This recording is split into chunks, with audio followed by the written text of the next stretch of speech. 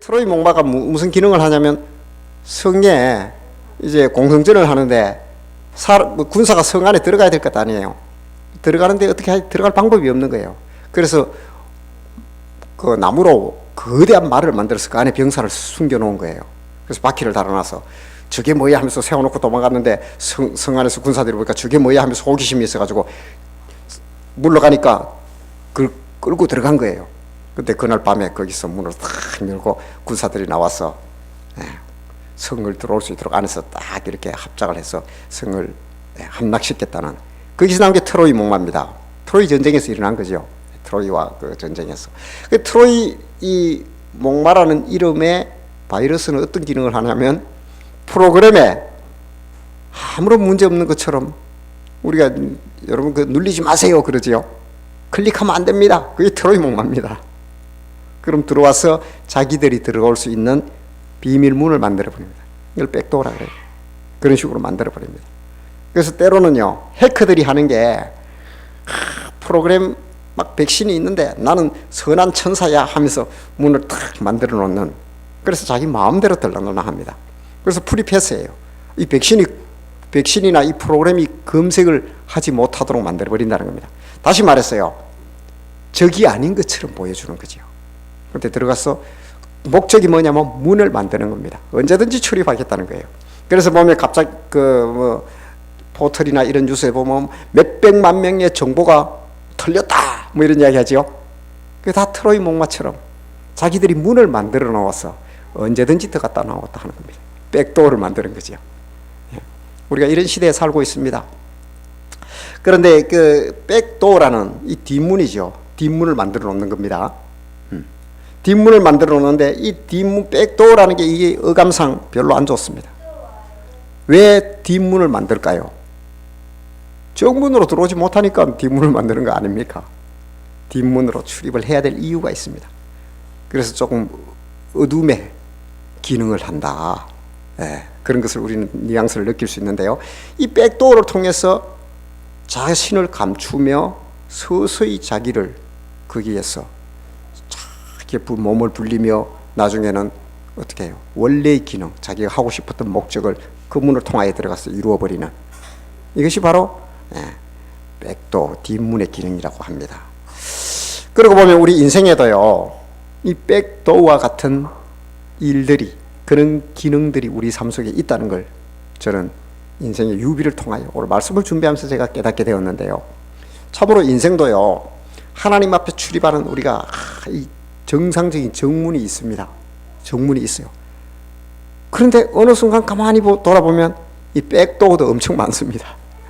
인생에 이 뒷문이 많더라는 겁니다. 그래서 하나님 몰래 출입하는 문들, 그것이 나도 모르게 겹겹이 쌓여져 있고 그 복잡성에 빠져가지고 나중에는 어떤 현상이 생기냐면 정문이 어디인 줄 몰라버리는, 잃어버리는 이런 혼란과 카오스 속에 빠져버리더라라는 겁니다. 스가랴서에 보면요, 독특한 어떤 그 비유가 나오는데요. 스가랴는 나이가 그렇게 많지 않은 젊은 선지자였어요. 포로기에 태어났어요. 채 30 갓 되었을까 그 정도예요. 포로기가 70년이니까 절반을, 그러니까 그 나이가 그 절반도 못 넘어가는 거지요. 그런 그가 많은 환상을 보게 됩니다. 한 8가지 정도 환상을 보게 되는데요. 그 스가랴서 1장에 보면 그 화석류 나무 사이에 천사가 서 있고, 그리고 말이 세 마리의 말이 나오는데 그 말을 탄 자들이 나옵니다. 다 천사입니다. 그들이 하나님께로 보냄을 받게 됩니다. 그래서 보냄을 받게 되는데 붉은 말, 그리고 자줏빛 말, 흰 말이 있어요. 근데 이들이 세계를 다닙니다. 그리고 이 중간 관리자급의 천사에게 보고를 합니다. 너희들이 열심히 잘 다녀왔느냐? 그러니까 잘 다녀왔다. 그래, 상황이 어떠하더냐? 그러니까 한 말을 탄 천사가 보고를 합니다. 뭐라고 보고하냐면 온 땅이 평안하고 조용하더이다. 그게 보고입니다. 그러니까 이 중간 천사가 이 보고를 듣고는 화를 냅니다. 하나님께 어찌하여 하나님, 어찌하여 이대로 버려두겠습니까? 다시 말했어요. 평안하고 행복하게 세상을 왜 버려둡니까? 천사가 지금 세상을 어지럽히라는 거예요. 이게 무슨 얘기 같습니까? 그러니까 그가 돌아와서 보고하는 지역이 어디였냐면 바벨론이었어요. 바벨론에 가서 다 그들을 보니까 아니 경제도 발전하고 주가도 올라가고요. 예. 모든 것이 막 잘 돼가는 거예요. 이런 어떤 부흥이 없는 거예요. 나라가 잘 사는 거예요. 막. 그리고 그들은요 행복의 지수가 막 올라가는 거예요. 물질의 풍요를 누리고 있어요. 여러 가지 막 풍요 속에 살고 있는 그 모습을 보고 그들이 잘 먹고 잘 살던데요. 그러니까 결국 하나님께로 간 거예요. 하나님께서 뭐야? 이렇게 조용하고 평안해? 화가 나는 거야. 그러니까 그들이 만들어 놓은 인생의 출입문을 통하여 엄청난 교역이 이루어지며 평안하고 행복하게 살더라는 거예요. 그래서 이 중간 천사의 마음은 배가 아픈 겁니다. 왜 저들이 잘 살아? 다시 말했어요. 그들의 문으로 출입하고 다니는데 그들이 하나님 없이 천지와 만물을 창조하신 하나님 없이 그들이 행복하더라는 거예요. 근데 그 뒤에는요 이스라엘을 괴롭힌 바벨론 말이에요. 이스라엘을 저렇게 압제하고 괴롭혀 놓고도 70년간 하나님이 적당히 맡겼는데 완전히 반 죽여놓은 거예요. 이스라엘을. 그러니까 하나님이 화가 난 거예요. 내 자녀들을 건드려 놓고 너가 그렇게 행복해? 내 너희의 출입문을 다 닫아버릴 거야 하는 그런 분위기가 그 속에 나 있다는 겁니다. 그리고 누가복음 12장에 우리가 잘 아는 한 사람이 등장하는데요. 부자가 나옵니다. 부자. 부유한 농부의 비유입니다. 그래서 이 농부는 열심히 농사를 지었는 것 같아요. 그리고 소출이 풍성했던 것 같아요. 그래서 소출이 풍성하니까 내 영혼아 이제 내가 열심히 노력하고 이만큼 이제 쌓아 놓았으니 이제 내 먹고 즐기며 내 여생을 위하여 행복하게 살자. 이것을 소유하면서 그렇게 이제 자기가 그 부유한 농부가 등장하는데요. 그런데 거기에서 주님의 일침이 나오지요. 오늘 밤에 네 영혼을 도로 취할 테니 네가 예비한 것이 누구 것이 되느냐. 그가요 자기는 정문인 줄 알았을 거예요. 왜 주님이 그렇게 평안히 살고 그 잘못한 게 뭐가 있습니까? 그런데 그가 자기가 만든 자기의 출입문으로 부지런히 다니며 열심히 살았던 그 문을 닫아버리겠다는 거예요. 지금 다분히 성경을 여러분들 보게 되면 하나님의 이 분노 지수가 상당히 높은 걸 알 수 있습니다. 우리가 볼 때 하나님 없이 행복하고 잘 살아요. 여러분 시편 73편인가 보면 아삽의 후손인 아삽의 시가 나오거든요. 아삽의 후손들이에요. 그들의 시를 보면요 내가 미끄러질 뻔했다 그래요. 아찔해 큰일 날 뻔했다. 보니까 그들은 죽어갈 때도 말이야 아름다운 호스피스와 아가씨들의 품에서 죽어가더라는 거예요. 근데 일평생 살아온 걸 보니까 고급스러운 비단 옷을 입고 전혀 부족함 없이 왕자로 왕으로 그렇게 살아왔다는 거예요. 그런데 그들에게는 하나님께로 출입하는 정문이 없었다. 그런데 어찌하여 그들은 저렇게 행복한 종말까지 가버리느냐. 여러분들도 갈등 안 됩니까? 그런데요 그 시인이 나중에 이런 고백을 합니다. 내가 하나님의 성전에 와서 이제 그 전말을 알게 되었다. 빙산의 일과 같은 일생입니다. 영원한 영적 세계를 전혀 몰랐던 겁니다. 그래서 그 문으로 부지런히 자기 인생의 문으로 출입하면서 만들어 놓았던 삶의 마지막 정점까지도 행복하게 가는 것 같지만은 방향이 다르고 목적이 달랐다는 겁니다. 그 문이 아니었다는 걸 비로소 깨달았다는 그런 아삽의 시가 나옵니다. 저는요 오늘 이 두 가지 보면서요 화석류 나무와 어리석은 부자의 비유 여기에 하나 더 한다면 아삽의 그 시를 보면서요 무언가 닮아 있지 않느냐. 그것은 바로 그들이 그렇게 완벽하게 정문인 줄 알고 만들어 놓았던 것이 백도우드라는 거예요. 그런데 여기에요 성령의 백신 하나님의 백신이 언젠가는 작용합니다. 반드시 이 문은 폐쇄되어 버립니다. 이 문이 영원할까요? 그렇지 않다는 것을 오늘 말씀을 통해서 우리는 듣기를 원하는데요. 오늘 본문은요 아합과 여호사밧이 동맹을 맺어서 아람 군대를 치고 있는 사건입니다. 북이스라엘과 남유다의 왕이 동맹을 맺습니다. 그리기만 한데 이때는 사이가 좋았어요. 물론 이 뒤에는요, 천하의 악녀 이세벨의 계략이 있습니다. 아합의 딸 아달랴가 있습니다.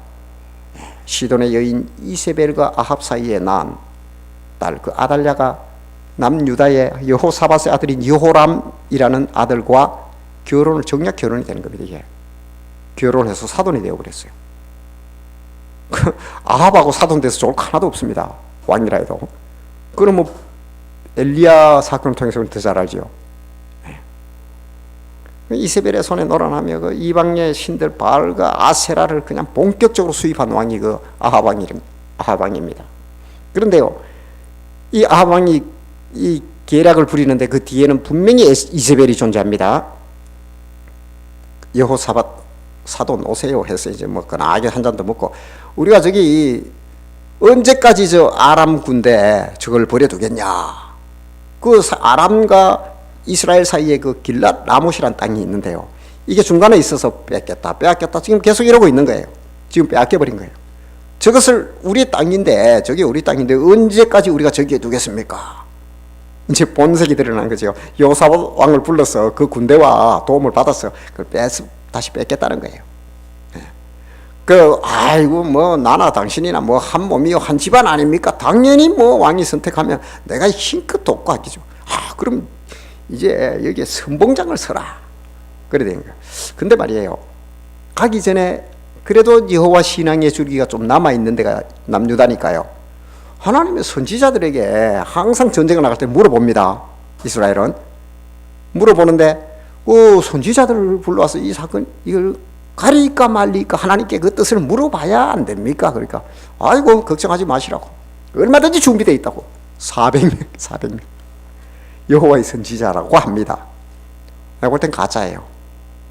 다 가짜 맞죠? 그건 뭐 우리가 나중에 그 엘리야 사건을 통해서 다 들통나잖아요.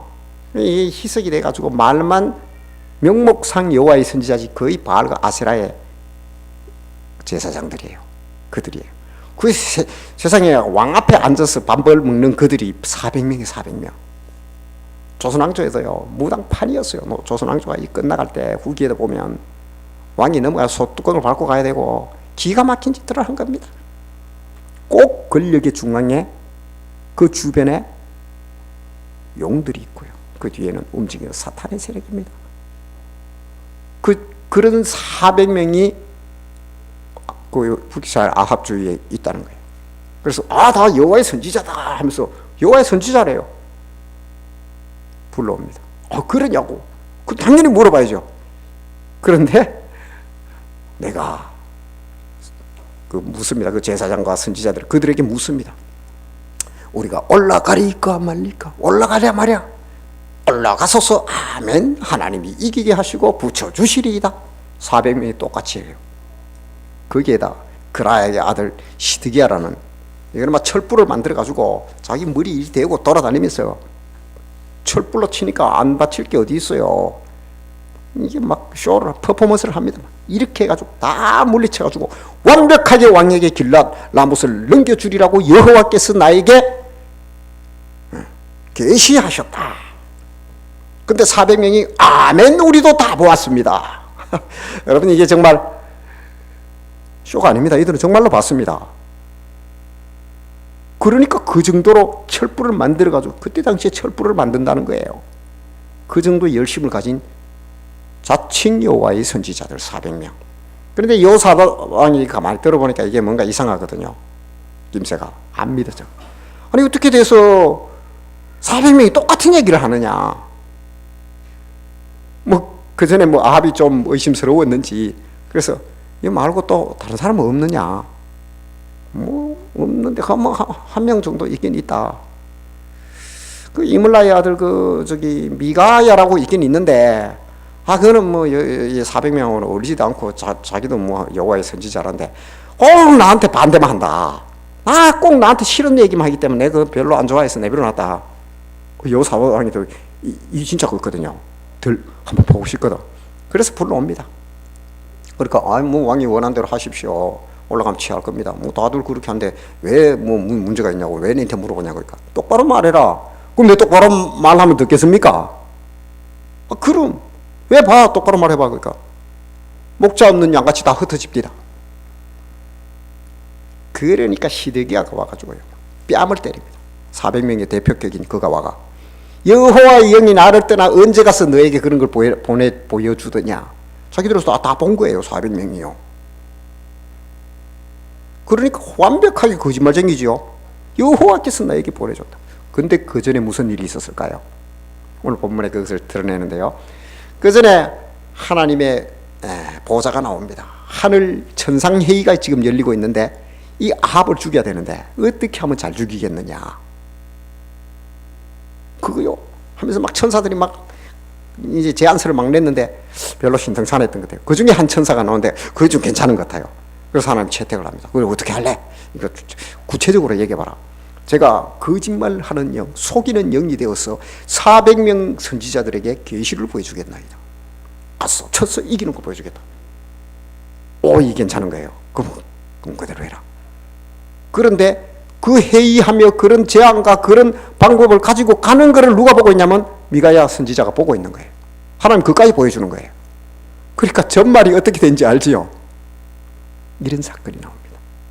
물론 그 전투를 통해서 아합은 죽게 됩니다. 하나님의 뜻대로 되게 됩니다. 성도 여러분, 그 400명 그를 움직이는 아합과 여호사밧, 그들에게 문이 없었나요? 하나님께로 가는 문이 없었나요? 그들은 그게 완벽한 정문이라 생각했습니다. 그런데 왜 하나님은 그들에게 정문을 허락하지 않았을까요? 이미 제가 볼 땐 탄성함도를 벗어나서 돌아오기 어렵습니다. 정문인지 뒷문인지 구별도 안 됩니다. 뭐가 옳은 줄을 모른다는 거예요. 그런 그들에게 하나님이 계시를 보여주고, 왜? 하나님의 계시가 지금까지 모자랐습니까? 모세로부터 지금까지 이스라엘 백성들의 드린 공이 모자랐나요? 이것이 정문이야 하며 여호와를 경외하는 법에 대해서 하나님이 해태했느냐 하는 겁니다. 전혀 하나님의 열심은 모자라지 않았습니다. 그런데 그들은 지금 정문인지 뒷문인지 백도인지 분별이 안 되는 상황에 놓여 있는 겁니다. 그래서 기가 막힌 거예요. 그걸 보고 있는 미가야는. 이런 사건이 오늘 본문의 배경인데요. 그러면 이 백도, 뒷문은 도대체 우리 인생에 있는 이 뒷문은 누가 언제 시작했을까요? 항상 그 기원은 에덴으로 갑니다. 그들이 문을 만듭니다. 하나님이 출입하는 문을 닫아버리겠죠. 그래서 숨은 거 아닙니까? 하나님이 들어온 문이, 들어오면 아담과 하와가 있어야 되는데 없습니다. 딴 문으로 빠져나갔습니다. 종교의 나무 뒤로 빠져버리고요, 학문의 나무 뒤로 빠져버리고요, 바쁨의 나무 뒤로 빠져버리고, 명분의 나무 뒤로 빠져버리고, 집안 일에 뭐 가전 명분의 문들을 만들어 놓고 다 빠져나가 버려요. 없어요. 하나님 아무리 찾아도 없어요. 어디 있느냐, 어디 있느냐, 어디 있느냐. 하나님이 그들을 찾고 있는 모습이 에덴에 나옵니다. 이미 그들의 문들이 만들어져 버렸던 겁니다. 물론 그 문을 만드는 설계도를 제공한 것은 사탄입니다. 그게 기원했던 겁니다. 그리고요, 이 문들을 통하여 몰래 출입하겠다. 그리하여 하나님 몰래 얼마든지 들락날락하며 자기의 뜻을 이루겠다는 의도가 그 속에 있었다는 겁니다. 그러면요, 그들이 만드는 거기 에덴으로부터 출발했던 이 백도, 이 뒷문은 도대체 어떤 양태로 오늘날 존재할까요? 나에게 존재하는 이 뒷문 어떻게 존재할까요? 첫 번째는 거짓과 속임수입니다. 거짓과 속임수가 판을 치고 있기에 진리가 왜곡되어 버리고 무엇이 참이요 거짓인지 헷갈려 버리는 모호한 시대가 되어 버렸습니다. 요한복음 8장 44절입니다. 너희는 너희 아비 마귀에게서 났으니 너희 아비의 욕심대로 너희도 행하고자 하느니라. 이미 백도를 뒷문을 만들어 놓고 거기로 마귀가 마음껏 들락날락하면서 코치를 하고 있습니다. 우리 인생에. 기가 막혀. 저는 요즘요, 피부로 와닿습니다. 제 삶으로 와닿아요.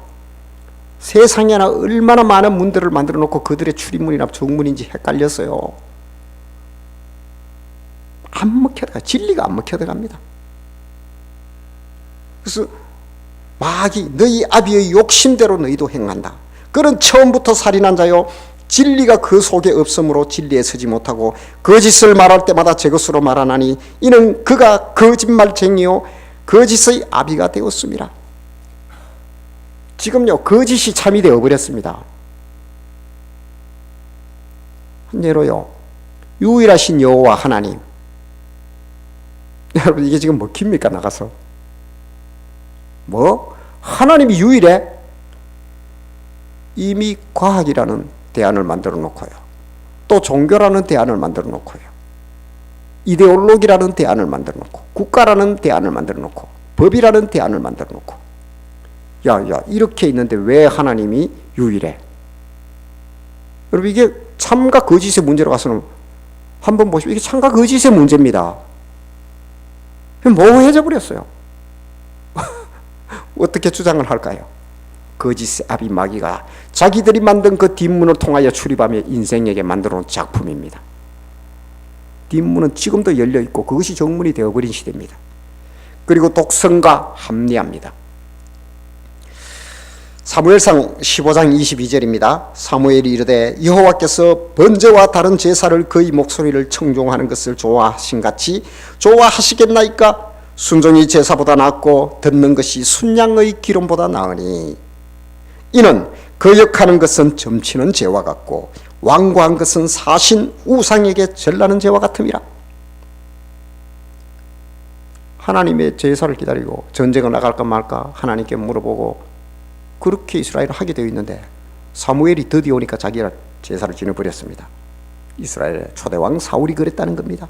그런데요 23절에 보니까 오늘 이런 거역하는 것은 점치는 죄와 같고, 왜 거역을 했을까요? 이것이 점을 치는 것과 같다는 겁니다. 여러분 한번 보세요. 사울이 거역을 했다는 거예요. 하나님을 기다리며 그 법을 이것도 법이야, 이것도 대안이 하며 문을 또 열어버린 겁니다. 그것은 점을 치는 것과 같다는 거예요. 그가 이미 하나님을 의지하며 만들었다는데 이미 점치는 수준으로 가버렸다는 겁니다. 그리고요, 완고한 것은 사신 우상에게 절한 우상 숭배라는 거예요. 완고함이 뭘까요? 제가 오늘 얘기했던 독선입니다. 내가 옳다는 거예요. 참 부끄러운 이야기지만 요즘 회자되고 있는 교회의 이야기들을 들어보면요, 세상 사람들이 극심한 독선에 빠진 한 사람을 조명하고 있거든요. 제가 볼 땐 드러나서 그분이지 수도 없는 이런 독선에 크리스천의 리더들은 빠져 있다는 사실입니다. 분명히 빠져서 자기가 거기에 빠져 있는지조차도 모르고 있습니다. 이 독선은 너무너무 위험합니다. 자기가 이것도 제사라고 이야기를 해버리고요. 그래서 그들이 다투고 싸우고 있는, 대립하고 있는 현장에 가보면요, 반드시 금식을 합니다. 여기도 금식하고 여기도 금식합니다. 안 그렇던가요? 여기도 철회하고 여기도 철회합니다. 대체 하나님은 어디로 가야 될까요? 이게 독선에서 출발한 문입니다. 독선의 뒷문을 열어버렸기 때문에 하나님 말씀이 들어오지 않습니다. 그래서 완벽한 하나님의 조명을 자기들은 받고 있는 겁니다. 참으로 풀기 어려운 문제입니다. 그리고 완고합니다. 그렇기 때문에 금식하며 철회하며 뜻을 관철시킵니다. 거기에 하나님은 동원되어야 할까요? 이것이 바로 완고함과 독선, 그리고 합리화라는 겁니다. 그래서 자기의 선택은 옳습니다. 항상 바릅니다. 이미 하나님 말씀도 자기에 맞게끔 해석을 해버리고 조명하기 시작해버립니다. 성경의 기능은 전혀 할 수 없는 상황에 빠져버렸습니다. 이것이 바로 독선과 합리화의 뒷문이라는 사실입니다. 그리고 또 하나는요, 인간은 3대 욕망을 가지고 있습니다. 내가 무엇을 하고 싶다. 제가 전체적으로 아우러서 부정하는 건 아닙니다. 이것이 너무 한도를 벗어났을 때요, 내가 무엇을 하고 싶다는 이 욕망은 인간이 공통적으로 갖고 있습니다. 그리고 내가 무엇을 갖고 싶다는 소유욕이 있습니다. 다 있지요. 나는 멋진 이런 회사를 가질 거야. 나는 아니면 이런 자격증을 가지고 이런 지위에 오를 거야. 그거는 뭐가 되고 싶다는 거죠. 뭐 가지고 싶은 게 너무 많습니다. 우리 인간은. 내가 이걸 가지고 싶어. 좋은 차도 갖고 싶어요. 뭐도 갖고 싶어요. 그리고 또 하나는 무엇이 되고 싶다는 거예요. 그러니까 내가 무엇을 하고 싶다. 그리고 무엇을 갖고 싶다. 무엇이 되고 싶다는 이 3대 욕망이 있습니다. 마귀는 이걸 정확히 압니다. 그래서 그걸 부추깁니다. 네가 말이야 어느 정도를 네가 이 정도의 일을 못해? 못하는 게 많습니다. 그런데 너무 쉽게 너무 많은 일을 해버려요. 고난이 너무 집중되어 버린다는 겁니다. 복잡해집니다. 그래 되면요. 그래서 자기가 뭘 다 해야 됩니다. 그리고요 교묘하게 이것을 섞어가지고 마귀는 그 3대 욕망을 통해서 뒷문을 살짝 또 만들어버립니다. 그래서 너가 이 정도는 돼야지. 네가 이 정도는 돼야지. 네가 어느 정도 하나님처럼 되어야지. 에덴에서 속삭였던 것 아닙니까? 그래서 무엇이 되고 싶다는 걸 부추깁니다. 그리고 무엇을 하고 싶다는 걸 또 부추깁니다. 그래서 복잡해요. 사람들 삶이 너무너무 복잡해요. 얽히고 설키니 시간들이 보니까 제가 볼 때는 좀 단순해져야 돼요. 물론 제가 방법으로 제시할 텐데요. 그러면요 어떻게 하면 인간들이 수도 없이 만들어버린 삶의 이 뒷문들, 이 백도들을 폐쇄하고 치료의 백신을 넣을 수 있을까요? 저의 고민은 거기에 집중되는데요. 단순하고 원칙에 충실하라. 첫 번째 제가 제시하는 겁니다. 제가 성경을 통하여 보니까 사람은 단순해야 됩니다. 너무 복잡해요.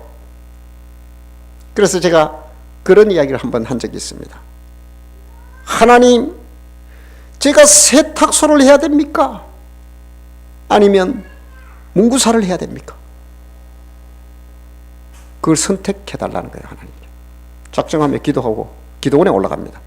답 안 나옵니다. 아무리 전능한 하나님이라도 답을 줄 수 없습니다. 왜요? 둘 다 깡이라니까요. 지금까지 살아온 삶에서 하나님은 그에게 얼마나 많은 기회를 주며 정문의 출입문을 그를 통하여 열었을까요?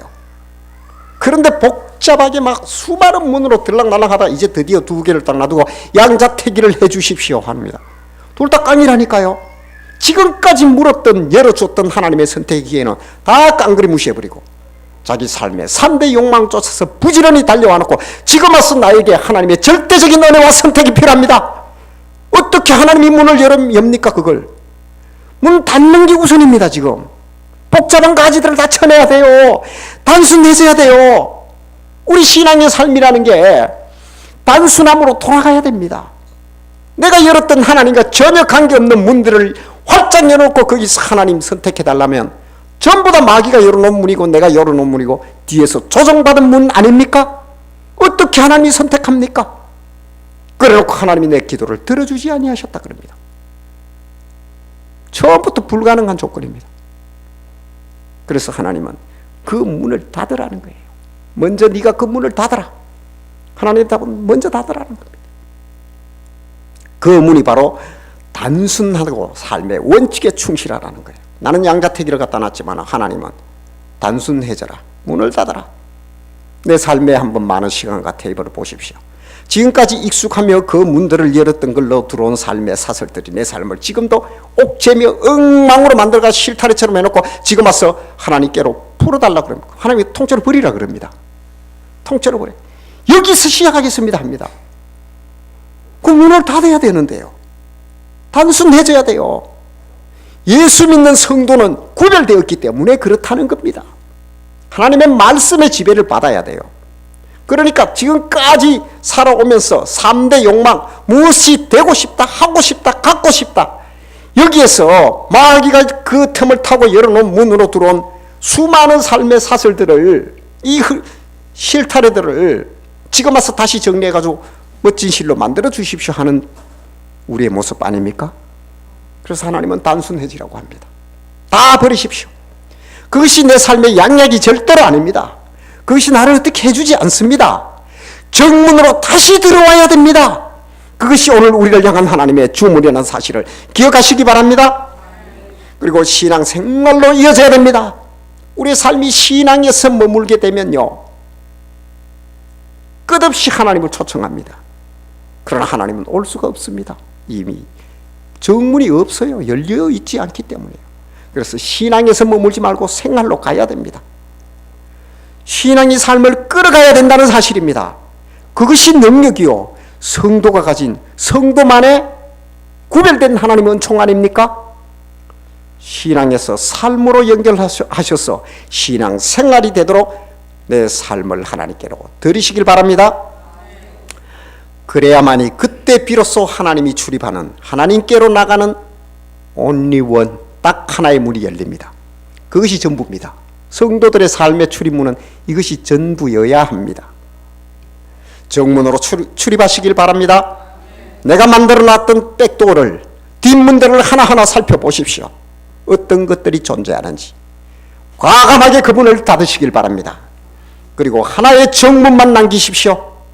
그 정문으로 부지런히 주님 앞에 출입하며 하나님과의 새로운 문을 활짝 열어버리는 그런 성도된 삶을 사시길 주의 이름으로 축복합니다.